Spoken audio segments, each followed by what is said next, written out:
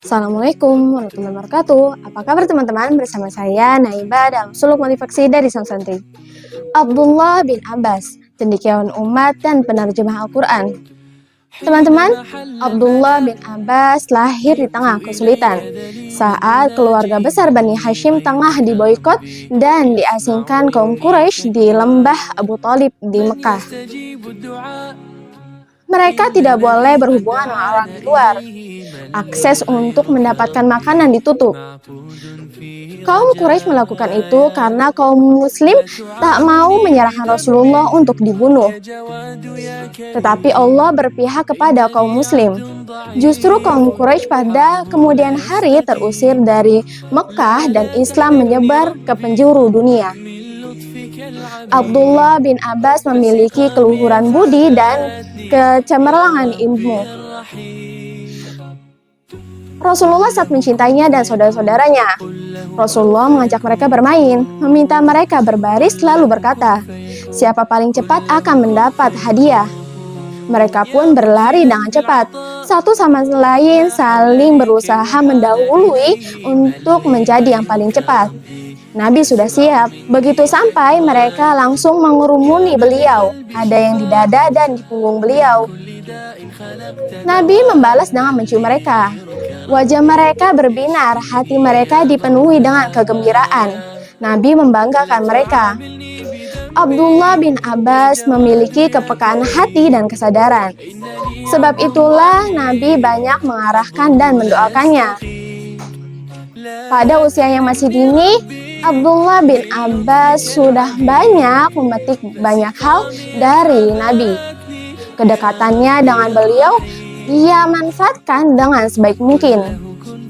Suatu malam, Ibnu Abbas menginap di rumah bibinya, Maimunah.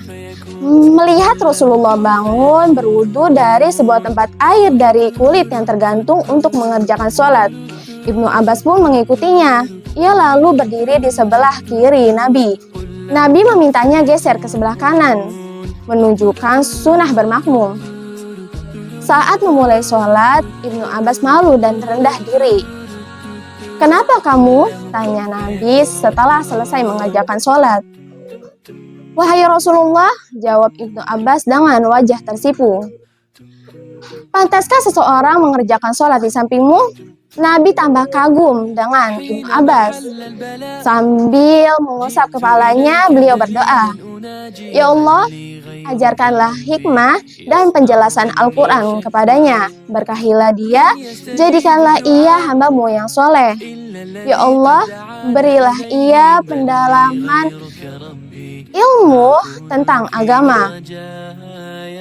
Ibnu Abbas bahagia didoakan Rasulullah. Ia bersyukur, ia tahu doa itu khusus untuk dirinya. "2 kali Rasulullah mendoakan hikmah untukku," kata Ibnu Abbas.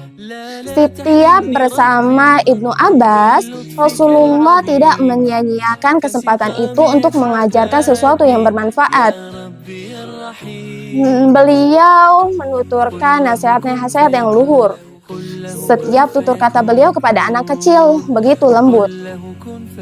Nabi berkata, "Ibnu Abbas, kuajarkan kepadamu beberapa hal. Jagalah kewajibanmu kepada Allah, niscaya Allah akan menjagamu. Jagalah kewajibanmu kepada Allah, niscaya kau dapati Dia di hadapanmu. Jika kau ingin minta, mintalah kepada Allah. Jika kau ingin minta tolong, minta tolonglah kepada Allah. Ketahuilah, andai umat bersatu untuk memberimu sesuatu, niscaya mereka tidak akan bisa memberi kecuali sesuatu apa yang telah ditentukan oleh Allah. Dan andai mereka bersatu untuk membuatmu celaka, niscaya mereka tak akan dapat melakukannya kecuali apa yang telah ditentukan oleh Allah. Pena telah diangkat dan lembaran telah kering." Dalam riwayat lain, Nabi bersabda, "Ingatlah Allah pada saat kau lapang, niscaya Dia akan mengingatmu saat kau terjepit. Jika Allah menjauhkan sesuatu darimu, niscaya sesuatu itu tak akan pernah menimpamu. Dan jika Allah menetapkan sesuatu menimpamu, niscaya sesuatu itu tak akan pernah menghindar darimu. Ketahui, Kemenangan diperoleh dengan kesabaran. Di balik kegundahan ada kelapangan. Di balik kesulitan selalu ada kemudahan. Doa Nabi terkabul. Ibnu Abbas benar-benar menjadi orang yang ahli di bidang ilmu dan hikmah. Para sahabat menjulukinya cendekiawan umat. Mereka berkata, bila aku melihatnya, harus kukatakan dialah orang paling rupawan. Bila ia berbicara, harus kuakui dialah orang yang paling fasih. Bila ia menyampaikan hadis, harus kuakui dialah orang yang paling alim. Umar bin Khattab yang sekalipun dikenal memiliki analisis tajam dan diakui ijtihadnya, ia dalam banyak persoalan tak akan mengeluarkan keputusan sebelum berkonsultasi dengan Ibnu Abbas. Ibnu Abbas berusaha selalu bersama Rasulullah. Bila beliau ingin mengerjakan wudhu, Ibnu Abbas yang menyiapkan. Bila beliau mengerjakan sholat, ia menjadi makmum. Bila beliau berpergian, ia akan ikut sambil dibonceng. Ia yang waktu itu tengah beranjak dewasa mendapatkan kehormatan mencarikan 7 butir kerikil untuk Nabi untuk melempar jumroh. Pada usianya yang masih dini, Ibnu Abbas berhasil menghafal banyak hadis yang ia terima langsung dari Rasulullah. Sepeninggalan beliau, ia terus mencari hadis-hadis Nabi dari para sahabat tua. Tak kurang dari 1660 hadis yang ia hafal. Sesuatu kekuatan menghafal yang sulit tertandingi. Abdullah bin Abbas sangat terhormat dalam rumah tangga Nabi. Ia tahu dan menyadari posisi itu. Ia menuturkan, aku bersama Khalid bin Walid menemui Rasulullah di rumah istri beliau, Maimunah. Aku duduk di samping kanan beliau, sedangkan Khalid di samping kiri. Tak lama kemudian Maimunah menyuguhi susu. Nabi meminumnya lalu berkata padaku, minuman ini untukmu. Jika kau mau, sisakan untuk Khalid. Wahai Rasulullah, tak pernah akan kusisakan kepada siapapun sisa minumanmu ini, kata Ibnu Abbas. Bagi Nabi, anak-anak tidak bisa disisihkan dalam kehidupan. Karena itulah beliau selalu mengajari mereka ilmu dan sopan santun. Selalu senang membentuk jiwa mereka. Beliau ingin menyiapkan mereka sebagai pengemban dakwah pada masa depan. Karena itulah Nabi tidak berkata apapun ketika Ibnu Abbas kukuh pada haknya untuk meminum semuanya sisa minuman beliau. Beliau menyerahkan sepenuhnya hak itu kepadanya. Abdullah bin Abbas berkata, Rasulullah kemudian bersabda, siapa diberi makanan oleh Allah, hendaklah ia berdoa. Bismillahirrahmanirrahim. Allahumma barik lana fihi wa at'imni khairan minhu.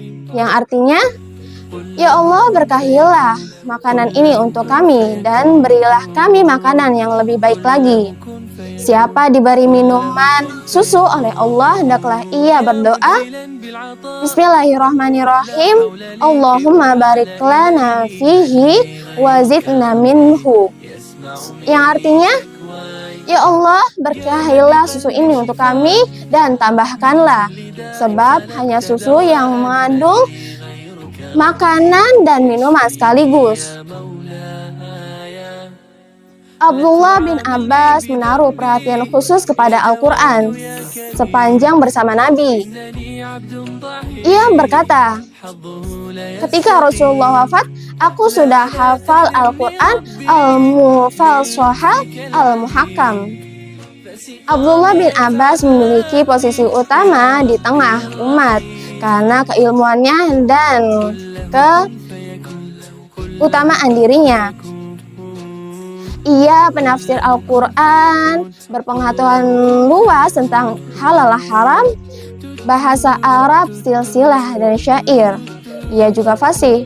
Orang-orang berkata, Tak ada yang lebih mengetahui sunnah, lebih agung pendapatnya, dan lebih luas pandangannya dibanding Ibnu Abbas. Abdullah bin Abbas seperti disiapkan oleh Allah untuk memecahkan berbagai persoalan pelik. Abdullah bin Abbas seperti sengaja Allah siapkan untuk memecahkan berbagai persoalan pelik. Para sahabat menyebutnya lautan ilmu, dan sebagian sahabat lain menyebutnya cendekiawan umat. Umar bin Khattab ketika menghadapi persoalan pelik, ia tak lupa mengundang Ibnu Abbas beserta tokoh-tokoh lain. Ibnu Abbas akan menempatkan tempat duduk yang lebih tinggi dibanding yang lain. Hal itu membuat yang lain memprotes. Mengapa kau ikuti ia dengan orang-orang tua? Bukankah ia masih muda? Umar menjawab, dialah orang yang lidahnya selalu bertanya dan hatinya selalu berpikir. Sekian, sampai jumpa. Wassalamualaikum warahmatullahi wabarakatuh.